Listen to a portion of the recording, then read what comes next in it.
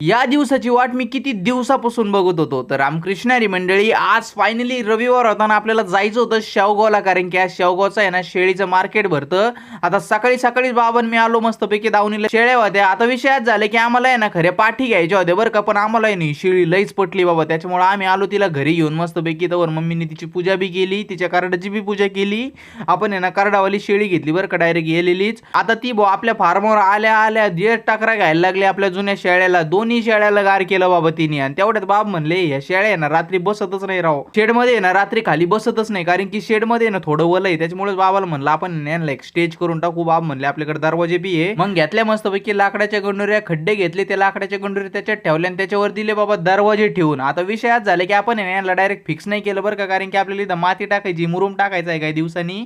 ते परत खोला तोडा, त्याच्यापेक्षा आहे ना म्हणलं फक्त दरवाजे ठेवून देऊ आपण. तेवढ्यात गौरीने आवाज दिला होता. मग काय चिमुक काट्याचं गवत तिला दिलं थोडं, तिच्या शेपटीला दिलं बाबा खायला थोडं. तेवढ्यात बाबा म्हणले आपल्याला आहे ना कारढाणला डालग घ्यायला जावं लागेल शेवगावला. मग काय आलो होतो बाबा डालग घ्यायला. मस्तपैकी डालग घेतलं. आणता आणता इतके हाल झाले आमचे.